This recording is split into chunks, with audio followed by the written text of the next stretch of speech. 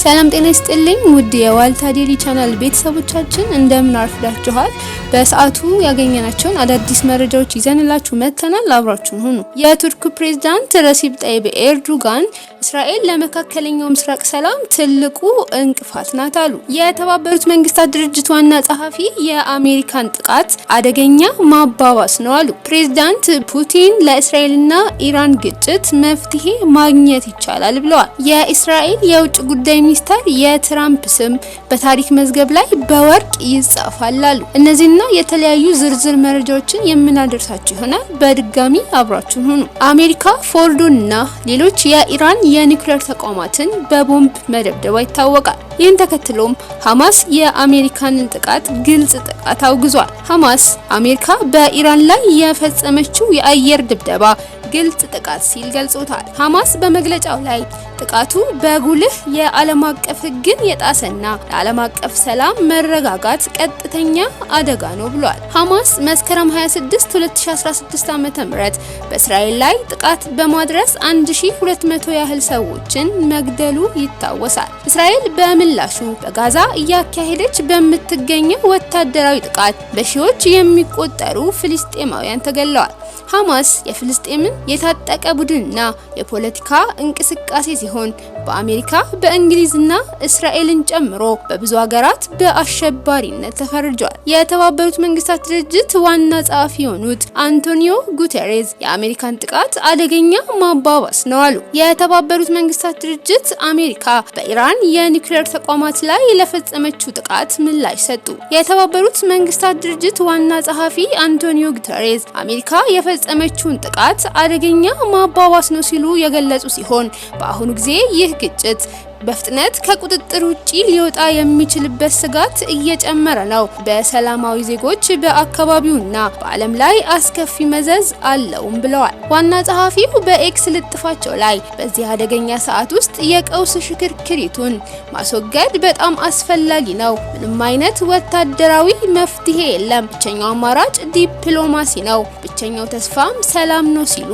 አስፍረዋል። የእስራኤል የውጭ ጉዳይ ሚኒስትር የትራምፕ ስም በታሪክ መዝገብ ላይ በወርቅ ይጻፋል አሉ። የእስራኤል የውጭ ጉዳይ ሚኒስትር ጌዲዮን ሳኤር አሜሪካ በኢራን የኒውክሌር ተቋማት ላይ ጥቃት መፈጸሟን ተከትሎ የትራምፕ ስም በታሪክ መዝገብ ላይ በወርቅ ይጻፋል አሉ። በኤክስ ገጻቸው ላይ በለጠፉት በዚህ አስተያየታቸው ፕሬዝዳንቱ ጥቃቱን ለመፈጸም ድፍረት የተሞላበት ውሳኔ በመውሰዳቸው አሞካሽተዋቸዋል። አክለውም የእስራኤሉ ጠቅላይ ሚኒስትር ኔታንያሁ ይህንን ታሪካዊ ውሳኔ መርተውታልም ብለዋል። የአሜሪካ ፕሬዝዳንት ዶናልድ ትራምፕ እና ሌሎች ባለስልጣናት በኢራን ላይ የተፈጸመውን ጥቃት በቀጥታ ሲከታተሉ የሚያሳዩ ምስሎችም ወጥተዋል። በጥቃቱ 3 የኢራን የኒውክሌር ተቋማት በቦምብ መደብደባቸው የተገለጸ ሲሆን ከነዚህ መካከልም ፎርድ የኒውክሌር ጣቢያ ይገኝበታል። እስካሁን ድረስ በፎርድ ላይ ለደረሰው የጉዳት መጠን ኢራን ያለችው ነገር የለም። የአሜሪካ ፕሬዝዳንት ዶናልድ ትራምፕ የአሜሪካ መከላከያ ኃይል በኢራን 3 የኒውክሌር ተቋማት ላይ የቦምብ ድብደባ መፈጸሙን ተናገሩ።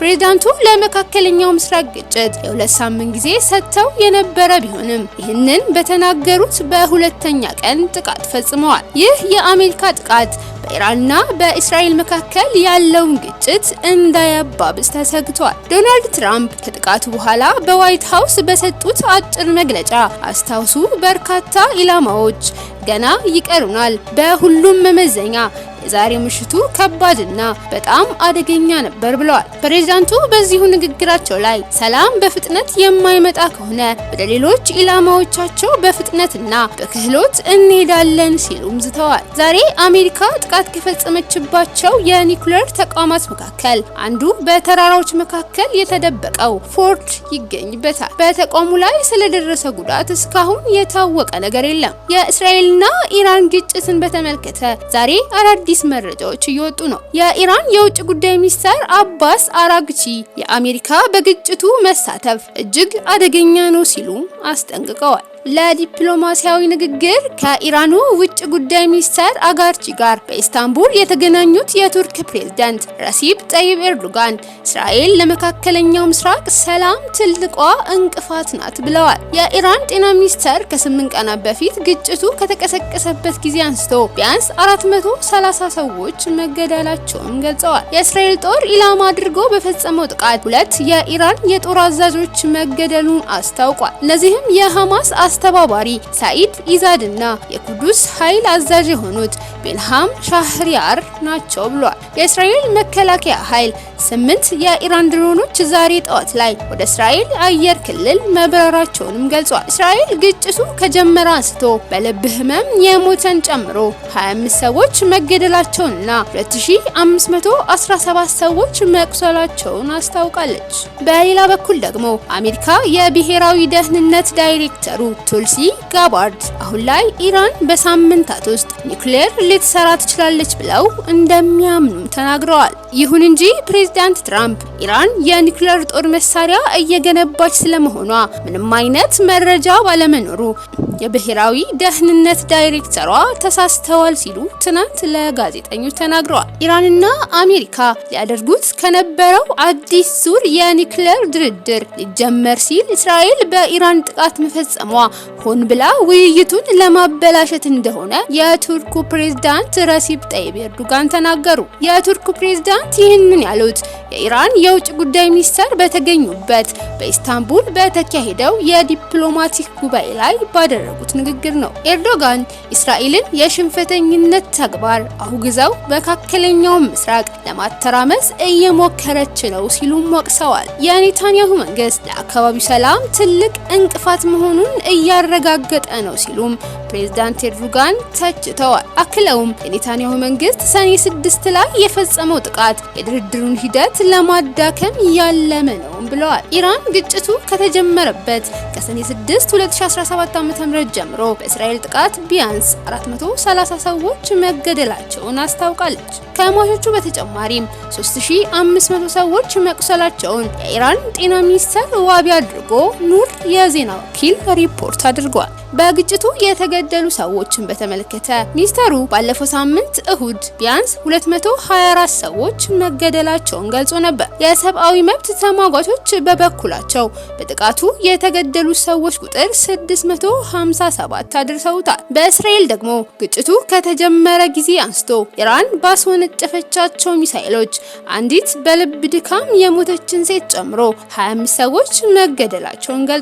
እንዲሁም 2517 ሰዎች መቁሰላቸው ነው እስራኤል ያስታወቀችው። በእስራኤል ጥቃት የተመቱት የአያቱላህ ኾሜኒ አማካሪ መትረፋቸው ተነገረ። እስራኤል በቴህራን ጥቃት በጀመረችበት ከ9ኛ ቀን በፊት ተመተው የነበሩትና ተገድለዋል ተብሎ ታስቦ የነበረው የኢራን ጠቅላይ መሪ አያቱላህ አሊ ኻሜኒ አማካሪ አሊ ሻምካኒ መትረፋቸው የኢራን መንግስታዊ ሚዲያ ዘግበዋል። የቀድሞ የደህንነት ኃላፊ አሊ ሻምካኒ በእስራኤል ጥቃት የደረሰባቸው ሰኔ 6 2017 ዓ.ም ነበር። አማካሪው በአሁኑ ወቅት በሆስፒታል ውስጥ በማገገም ላይ እንደሆኑና በተረጋጋ የጤና ሁኔታ ላይ እንደሚገኙ መንግስታዊ የኢራን የዜና ወኪል ዘግቧል።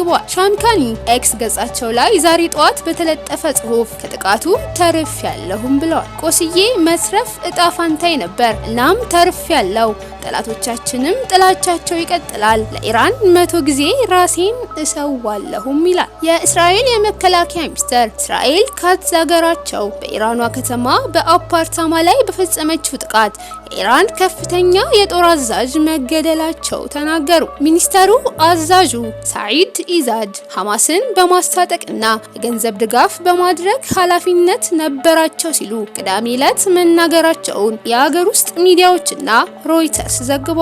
ይህ ለእስራኤል ስለላና የአየር ኃይል ትልቅ ስኬት ነው። ፍትህ ለተገደሉትና ለታጋቾች እስራኤል ረጅም ክንድ ጠላቶቿን ሁሉ ይደርሳልም ብለዋል። ሳኢድ ኢዛዲ የኢራን እስላማዊ አብዮታዊ ዘብ ቅርንጫፍ የሆነው ኃያሉ ቁድስ ፎርስ አባል ነበሩ። ይህ ቅርንጫፍ በቀጠናው ያሉ የኢራን አጋር ታጣቂዎችን ድጋፍ ማድረግን ጨምሮ በውጭ ሀገራት ያሉ እንቅስቃሴዎችን በበላይነት የሚያዩ ነበሩ።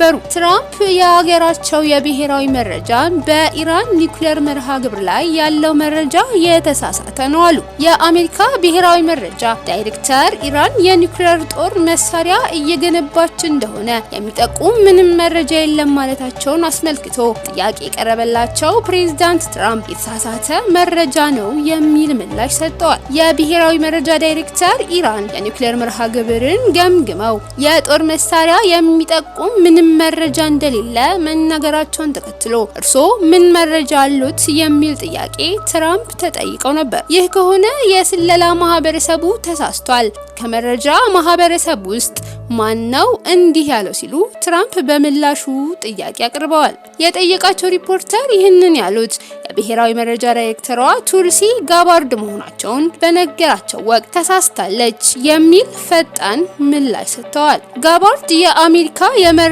ኤጀንሲዎች ኢራን በአውሮፓውያኑ 2003 እግድ የተጣለባትን የኒውክሌር ጦር መሳሪያ መርሃ ግብር አለመቀጠሏን ማረጋገጣቸውን በመጋቢት ወር ለኮንግረሱ አስረድተው ነበር። ኢራንም የኒውክሌር ማበልጸግ ስራዋን ለሲቪል ዓላማዎች እንደምትጠቀምበት ስታስታውቅ ቆይታለች። የእስራኤል ጦር ኢራንን ለማጥቃት ለዓመታት አቅዶ መዘጋጀቱን አስታወቀ። የእስራኤል መከላከያ ኃይል በኢራን ላይ ጥቃት ለመፈጸም ለዓመታት ዝግጅት ማድረጉን አስታወቀ።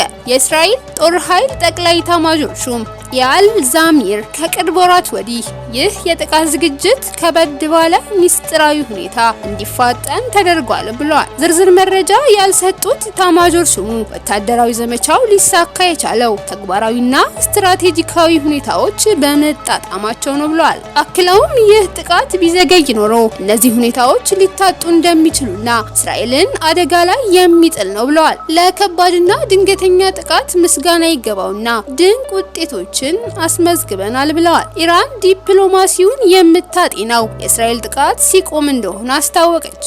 የኢራኑ የውጭ ጉዳይ ሚኒስተር አባስ አርጋቺ ሀገራቸው የእስራኤል ጥቃት ሲቆም ብቻ ነው ወደ ዲፕሎማሲው የምትመለሰው ሲሉ ከፈረንሳይ፣ ዩናይትድ ኪንግደም፣ ጀርመን የውጭ ጉዳይ ሚኒስትሮች ጋር ባደረጉት ውይይት ተናገሩ። ሚኒስትሩ ጥቃት ፈጻሚው ላደረሳቸው አሰቃቂ ወንጀሎች ተጠያቂ ሊሆን ይገባል ሲሉም አቋማቸውን አስረድተዋል። ሚኒስትሩ የኢራን የኒውክሌር መርሃ ግብር ሰላማዊ እንደሆነና ጣቢያዎቹ ላይ የሚፈጸሙ ጥቃቶች ዓለም አቀፍ ሕግን የጣሰ ነው ሲሉም ገልጸዋል። ኢራን ራሷን የመከላከል ሕጋዊ መብቷን መጠቀሟን ትቀጥላለች ያሉት ሚኒስትሩ አክለውም የኢራን የመከላከል አቅም ለድርድር የማይቀርብ መሆኑን ግልጽ አደርጋለሁ ሲሉ አስረድተዋል። የፈረንሳዩ ፕሬዝዳንት ማኑኤል ማክሮን ከእስራኤል ጋር ያለውን ግጭት ለማስቆም ፈረንሳይን ጨምሮ የአውሮፓውያኑ ሀገራት ለኢራን የዲፕሎማሲ ፕሮፖዛል እንደሚያቀርቡም ተናግረው ነበር። ፕሬዝዳንት ፑቲን ለእስራኤልና ኢራን ግጭት መፍትሄ ማግኘት ይቻላል አሉ። የሩሲያ ፕሬዝዳንት ቭላዲሚር ፑቲን ለእስራኤልና ኢራን ግጭት መፍትሄ ማግኘት እንደሚቻልና ሩሲያ ሁለቱንም ሀገራት በማናገር ላይ መሆኗን አሳወቁ። ፕሬዝዳንት ፑቲን በሴንት ፒተርስበርግ ዓለም አቀፍ የኢኮኖሚ መድረክ ላይ ባደረጉት ንግግር የራሳችን ፕሮፖዛል አለን ሲሉ መናገራቸውን ቢቢሲ ዘግቧል። ሆኖም በምንም መንገድ ቢሆን እያደራደርን እንዳልሆነ ሊታወቅልን ይገባል። አሁን እያደረግን ያለነው ሀሳቦችን ማቅረብ ነው ብለዋል። ፑቲን አክለውም ለሁለቱም ሀገራት ተቀባይነት ያላቸው መፍትሄዎችን ማግኘት ይቻላል፣ በእኔ አስተያየት እንዲህ አይነት መፍትሄ አለ ሲሉም አስረድተዋል። ውድ አድማጭ ተመልካቾቻችን ለሰዓቱ የያዝናቸው መረጃዎች ይህንን ይመስላሉ። በየሰዓቱ አዳዲስ መረጃዎች ይወጣሉ። አዳዲስ መረጃዎችን ወደ እናንተ ይዘን እንቀርባለን። ለቻናሉ አዲስ ከሆናችሁ ላይክ፣ ሼር፣ ሰብስክራይብ ማድረግ አይረሳም። አብራችሁን ስለነበራችሁ እጅግ አድርገን እናመሰግናለን። መልካም ቆይታ